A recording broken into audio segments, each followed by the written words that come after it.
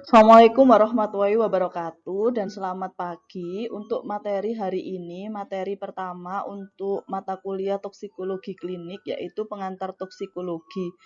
Nah, untuk pengantar toksikologi ini saya akan membahas tentang racun dan keracunan.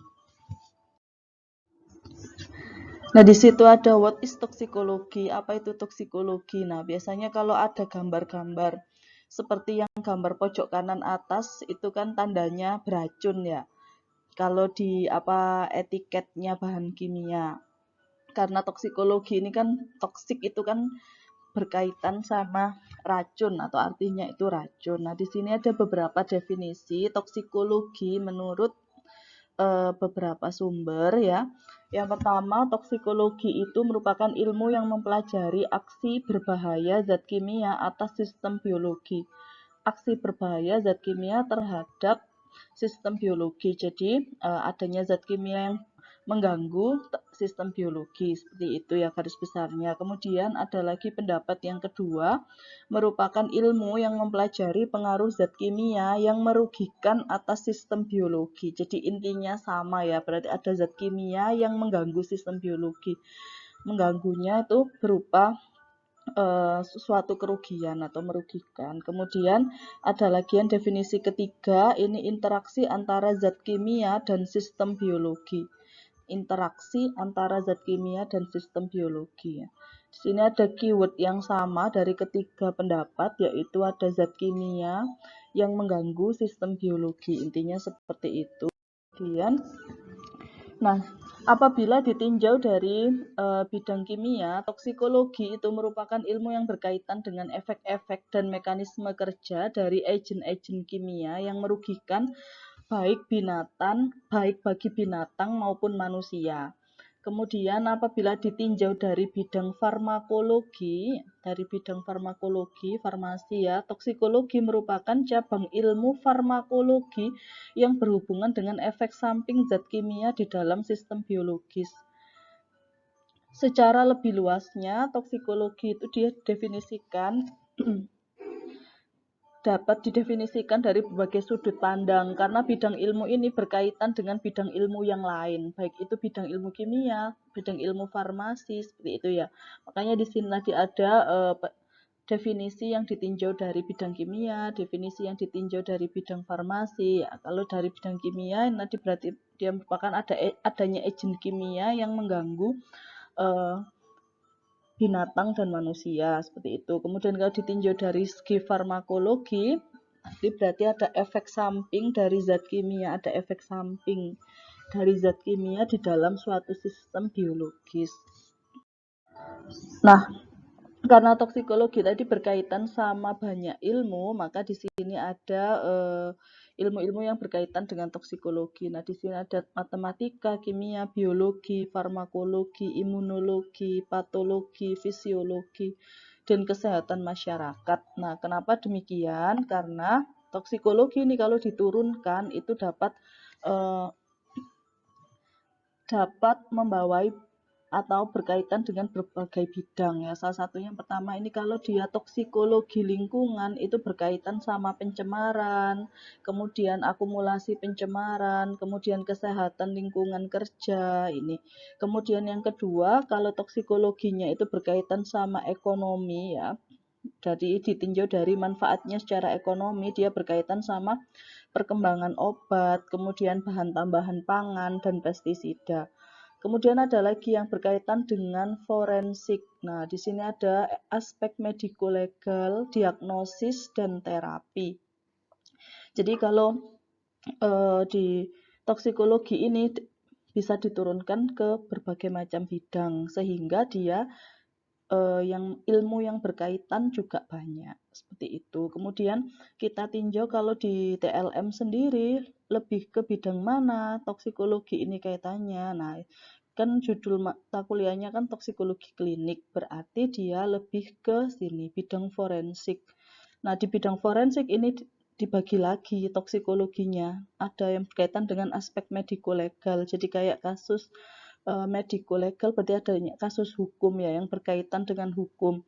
Seperti kasus bunuh diri, kemudian kasus pembunuhan, dan lain sebagainya, itu masuk dalam aspek mediko-legal. Kemudian di sini ada diagnosis juga. Nah, ini yang masuk di dalam toksikologi klinis, itu yang tahapan yang diagnosis ini. Jadi fungsinya untuk memperkuat aspek mediko-legal ini. Kemudian yang ketiga ada untuk terapi. Nah, yang terapi ini kaitannya sama bidang farmasi ya. Jadi dia berkaitan sama kalau misalkan kasus kejadian keracunan. Kalau TLM itu kan menyorotinya dari apa penyebabnya, kemudian senyawa yang terlibat apa saja, itu dari yang TLM. Kemudian kalau yang terapinya berarti yang dari sisi farmasinya itu dilihat apa obatnya, kalau keracunan seperti ini, seperti itu. Kemudian kalau dari aspek mediko-legal ini kan dicari motifnya apa, kemudian yang melatar belakangi motif itu berarti yang melatar belakangi ya terjadinya keracunan itu apa, kemudian berkaitan sama kasus pembunuhan atau tidak, direncanakan atau tidak, itu masuk di aspek mediko-legal. Oke. Next. Nah, ini kemudian definisi toksikologi secara umumnya dia merupakan ilmu mengenai racun yang meliputi cara mendeteksi, mengisolasi, memisahkan, menganalisis secara kualitatif dan kuantitatif racun, kemudian cara kerja racun di dalam tubuh dan bahan yang digunakan untuk menetralkannya. Ya, ini secara umum definisi toksikologi jika kita tarik benang merah dari berbagai pendapat sumber tadi. Di sini ada ilmu mengenai racun ya, racun, kemudian cara mendeteksi, mengisolasi, memisahkan, menganalisis. Nah, ini yang nanti kita bahas di toksikologi klinis ini ya. Mendeteksi, mengisolasi, memisahkan, menganalisis secara kualitatif dan kuantitatif.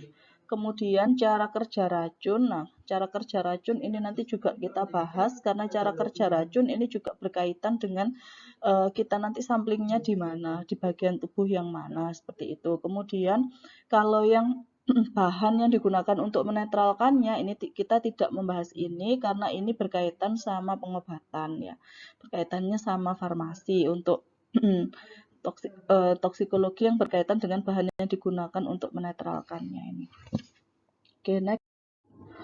Ruang lingkup toksikologi yang dipelajari oleh ATLM. Jadi ini kita fokuskan yang di ATLM saja ya, toksikologi yang dipelajari ATLM karena ATLM kan analis ya, jadi dia kaitannya sama toksikologi analitik. Nah, toksikologi analitik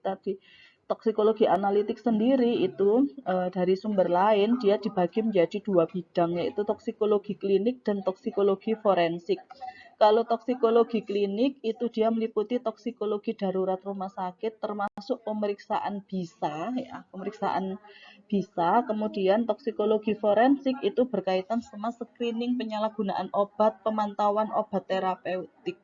Nih, tapi di dalam toksikologi klinik nanti yang akan kita pelajari itu kita juga termasuk membahas tentang screening penyalahgunaan obat. Seperti itu. Jadi antara toksikologi klinik sama forensik ini juga kita bahas sebenarnya ya di dalam mata kuliah ini. Kemudian toksikologi analitik ini kan ya berkaitan sama analisis yang difokuskan ATLM ini, baik itu dalam toksikologi klinik atau toksikologi forensik, yang kita ambil adalah masalah analisisnya atau masalah pemeriksaannya ya, berkaitan sama deteksi dan lain sebagainya. Ini nanti bisa dibaca, ini yang capaian pembelajaran yang diharapkan dari mata kuliah toksikologi klinis ini. Jadi kalian diharapkan nanti bisa mendeteksi, mengidentifikasi pengukuran obat-obatan dan senyawa asing lain serta metabolitnya pada spesimen biologis dan sampel yang terkait. Kemudian berfungsi untuk membantu dalam mendiagnosis, cara membantu penegakan diagnosis, manajemen, dan dalam beberapa kasus pencegahan keracunan, analisis forensik, analisis paparan bahan kimia, pemantauan obat terapeutik, dan penyalahgunaan obat-obatan. Kemudian yang terakhir diharapkan ATLM juga harus dapat berkomunikasi secara efektif dengan klinisi, ahli patologi, polisi, pemadam kebakaran, dan orang lain. Makanya biasanya kan kalau di sumpah profesi itu kan menjaga kerahasiaan pasien ya, kecuali untuk kebutuhan penyelidikan atau penyidikan gitu ya. Maka dari itu di sini termasuk yang kaitannya itu dapat berkaitan sama kasus penyidikan atau kasus hukum biasanya untuk hasil analisa yang kalian lakukan. Nah, kemudian ini ada daftar istilah dalam toksikologi. Yang pertama ada racun. Nah, ada racun, ada toksin, ada bisa. Nah, apa saja bedanya? Di sini ada racun, itu sebutan lainnya poison. Setiap zat yang dalam jumlah tertentu bila masuk ke dalam tubuh akan menimbulkan reaksi kimiawi yang menyebabkan penyakit dan kematian.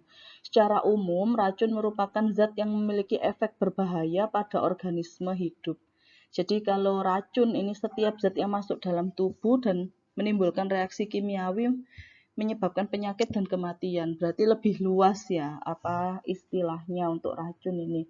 Kemudian toksin. Nah, toksin ini racun yang diproduksi oleh organisme hidup. Jadi hanya racun yang hanya diproduksi oleh organisme hidup itu disebutnya toksin. Jadi pengertiannya lebih sempit daripada racun.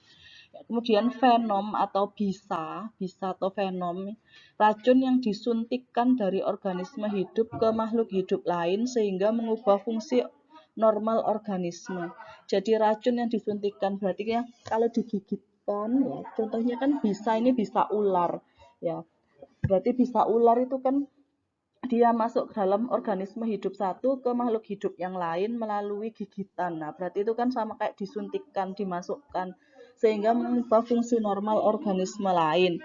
Nah, maka dari itu bisa ini adalah masuk dalam toksin. Ya, toksin adalah racun, namun tidak semua racun adalah toksin dan tidak semua toksin adalah bisa. Jadi kalau misalkan ular itu mempunyai bisa ya, tapi kalau dia bisanya itu tidak dimasukkan atau tidak digigitkan ke orang, itu berarti belum bisa disebut bisa, disebutnya adalah toksin, karena toksin itu racun yang diproduksi oleh organisme hidup. Jadi bisa adalah toksin, toksin adalah racun, tapi tidak semua racun itu toksin dan tidak semua toksin adalah bisa. Oke, kemudian ini masih daftar istilah ya. Di sini ada toksikan. Nah, toksikan itu produk buatan manusia yang dipaparkan ke lingkungan karena aktivitas manusia. Contohnya limbah industri dan pestisida itu merupakan toksikan. Ya, bedanya diperhatikan perbedaannya. Kemudian ada toksikan, ada toksoid.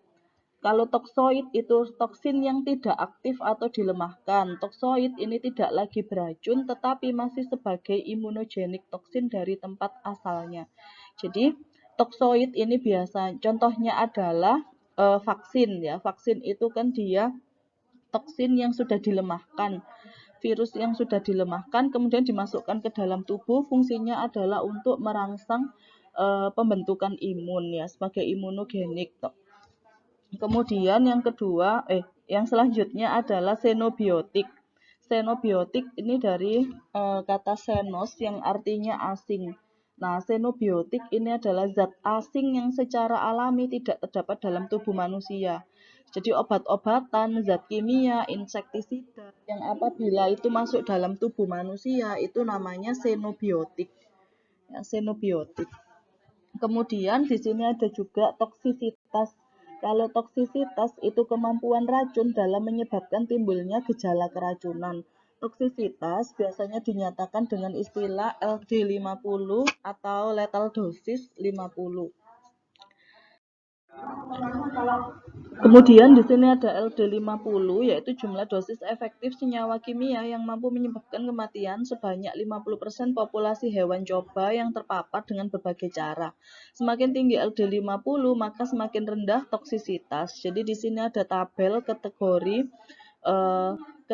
toksisitas sama LD50. Jadi contohnya kayak kategori super toksis kita bandingkan sama toksik ringan. Kalau super toksik ini kan kurang dari LD50-nya kurang dari 5 mg per kilogram. Kemudian toksik ringan 5 sampai 15 gram per kilogram. Nah, artinya kurang dari 5 mg per kilogram itu dia dapat menyebabkan kematian sebanyak 50%. Sedangkan toksik ringan itu dia 15 gram itu baru menyebabkan kematian sebanyak 50%. Nah, artinya untuk yang kategori atau konsentrasi yang lebih kecil ini kan berarti membutuhkan konsentrasi yang lebih kecil untuk mematikan 50% populasi hewan coba, berarti kan dia semakin berbahaya. Maka dari itu kategorinya di sini super toksik, sedangkan yang 15 gram per kilogram ini dia masuk dalam kategori toksik ringan. Kemudian ada istilah LC50. Ya, konsentrasi senyawa kimia dalam lingkungan yang mampu menyebabkan kematian 50% populasi hewan coba dalam jangka waktu tertentu. Kemudian ada ED50, dosis yang menyebabkan efek spesifik selain mematikan pada 50% hewan coba. Kemudian ada ambang dosis, tingkat dosis rendah, di mana tidak ada efek yang dapat diamati. Nah, kemudian selain kategori toksisitas berdasarkan LD50, maka tingkat toksisitas ini juga dapat diistilahkan dengan istilah ada karsinogen, mutagen, teratogen kalau berdasarkan perubahan yang terjadi di dalam tubuh ya, karsinogen, mutagen, teratogen, serta berdasarkan waktunya hingga timbul gejala itu dapat juga dinyatakan sebagai toksisitas akut, subakut, dan kronis. Nah, berdasarkan tingkatan akut, subakut, sama kronis, ini yang paling parah kan kalau yang kronis. Nah, selanjutnya klasifikasi bahan toksik. Nah, berdasarkan sumbernya, jadi klasifikasi bahan itu didasarkan apa dulu? Kalau berdasarkan sumbernya, ada toksin tanaman, toksin hewan, toksin lingkungan. Ada toksin lingkungan. Kemudian berdasarkan senyawanya itu ada logam berat, ada senyawa organik, ada racun gas. Kemudian berdasarkan penggunaannya itu ada obat-obatan, pestisida, pelarut organik, dan logam berat. Nah, kemudian di sini ada perbedaan antara racun dan obat. Nah, ini berdasarkan pendapat Paracelsus ya. Semua zat adalah racun. Tidak ada yang bukan racun. Yang membedakan adalah dosis yang tepat. Yang membedakan antara racun dari obat. Ya, jadi semua zat ada racun, tidak ada yang bukan racun. Dosis yang tepat yang membedakan racun dari obat. Contohnya gini, kalau kalian sakit kepala, minum obat ya. Obatnya 1 butir diminum. Nah, itu kan bisa mengurangi rasa sakit ya, meredakan sakit kepalanya. Tapi kalau yang diminum itu 10 butir, nah kan bisa menyebabkan overdosis. Jadi obat yang awalnya itu berfungsi untuk mengobati dia menjadi racun. Jadi dia antara obat sama racun ini perbedaannya sangat tipis, yaitu pada dosis yang tepat. Nah, kemudian ini untuk yang lebih detailnya perbedaan obat sama racun. Kalau obat itu kan bisa berasal dari hewan, tumbuhan, atau zat kimia yang dapat digunakan untuk mencegah, menghilangkan, mengobati, mendiagnosa, ataupun menyembuhkan penyakit atau gejala penyakit, dan untuk mempercantik badan ya. Karena obat ini biasanya termasuk dalam kosmetik juga. Kemudian ada racun. Nah, kalau racun dia yang apabila masuk dalam tubuh melalui mulut, hidung, suntikan, absorpsi melalui kulit dengan dosis yang relatif besar akan merusak kehidupan atau mengganggu organ dan jaringan suatu organisme. Jadi di sini perbedaan antara obat sama racun itu dia yang membedakan adalah dosis dan cara pemberian. Kalau dia didefinisikan secara lebih detail lagi, perbedaannya ada pada dosis dan cara pemberian. Misalkan dosis ini tadi yang sudah jelas ya, kalau dia sedikit itu obat bisa menjadi obat, kalau dia banyak kan bisa menjadi racun. Kemudian cara pemberian ini misalkan obat yang obat luar itu kan tidak boleh ditelan, misalkan kayak gitu. Nah, itu berkaitan sama cara pemberian. Jadi yang membedakan obat sama racun di sini ada dosis dan cara pemberian. Nah, kemudian ada definisi dari keracunan. Nah, keracunan itu masuknya suatu zat ke dalam tubuh kita. Biasa xenobiotik ya, bisa dari makhluk hidup atau bisa dari toksikan yang masuk. Jadi apa toksikan atau toksin yang masuk ke dalam tubuh, ya itu kan namanya xenobiotik, semua zat asing yang masuk ke dalam tubuh. Itu yang dapat mengganggu kesehatan, bahkan dapat menimbulkan kematian. Itu kejadiannya keracunan. Jadi kalau keracunan itu kan eh, kejadian ya keracunan, berarti kaitannya sama xenobiotik yang masuk ke dalam. Kemudian efek obat dengan dosis yang berlebih. Nah, ini ada beberapa efek obat dengan dosis berlebih. Itu kan kalau obat dengan dosis berlebih. Nah, berarti kasus terjadinya keracunan. Di sini ada side effect atau efek samping. Ya, di sini ada efek yang tidak berbahaya atau merugikan, misalnya mulut kering, sedasi karena antihistamin, kemudian efek side effect atau efek samping ini biasanya dapat ditoleransi. Ya, biasanya kalau side effect ya ini kan ada di etiketnya obat itu efek sampingnya apa gitu. Kemudian ada adverse effect. Nah, efek yang merugikan dan berbahaya, contohnya dapat menyebabkan diare, dapat menyebabkan muntah, ya, kemudian kerusakan organ dan lain sebagainya. Kemudian ada toxic effect, efek yang sangat berbahaya atau mengancam kehidupan.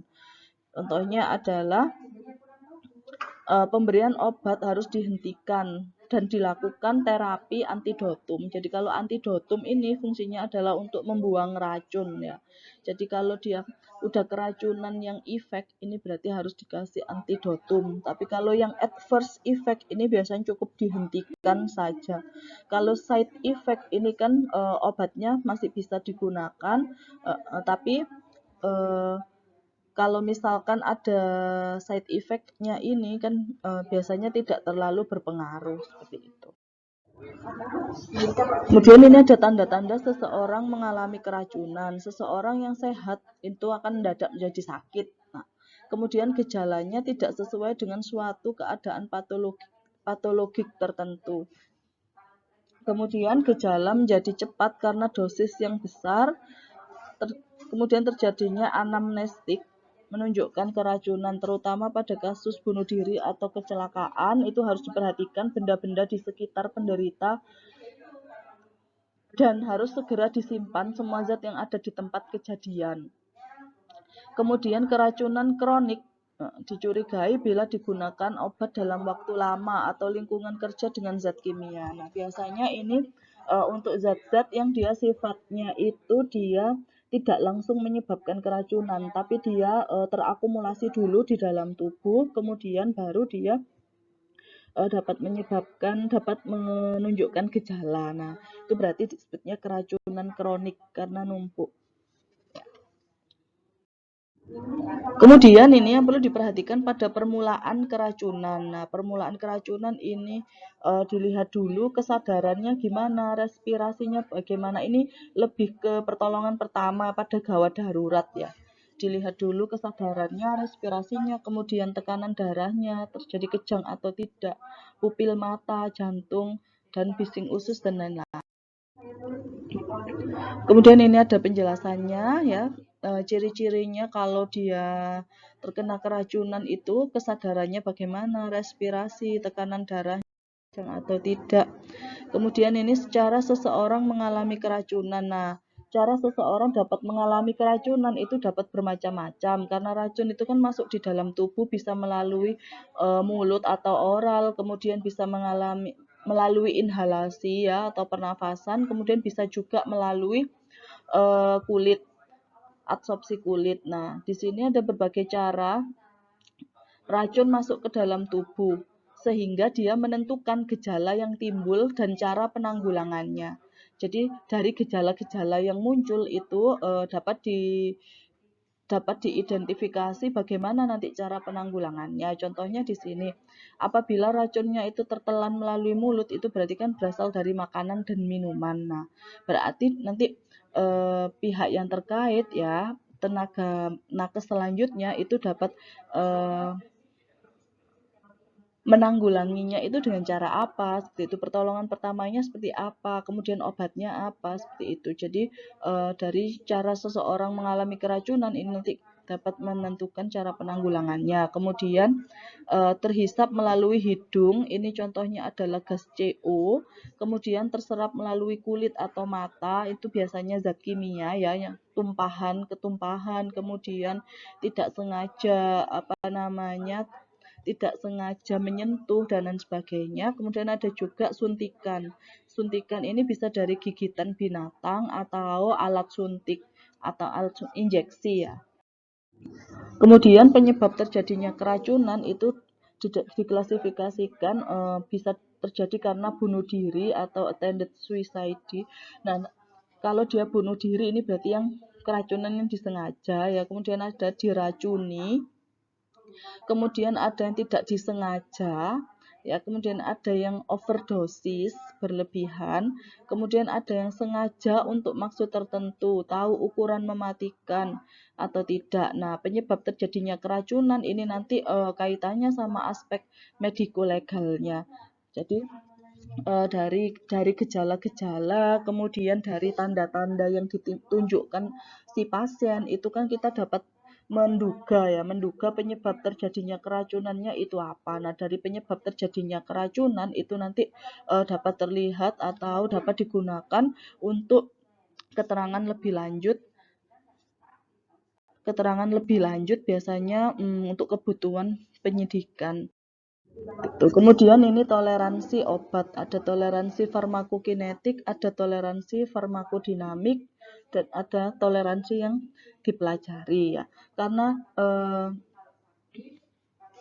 kalau dia di sini toleransi farmakokinetik itu farmakokinetik berarti berkaitan sama distribusi ya. Distribusi atau metabolisme obat setelah pemberian berulang yang membuat dosis obat yang diberikan dalam darah semakin berkurang dibandingkan dengan dosis saat pemberian pertama kali. Jadi kalau di farmasi itu ada farmakokinetik, farmakodinamik. Kalau di toksik itu berarti toksokinetik sama toksodinamik. Itu. Kemudian toleransi farmakodinamik itu berarti perubahan adaptif pada site tubuh atau bagian tubuh ya. Sistem tubuh atau organ yang dipengaruhi obat sehingga respon tubuh terhadap obat berkurang setelah pemberian berulang.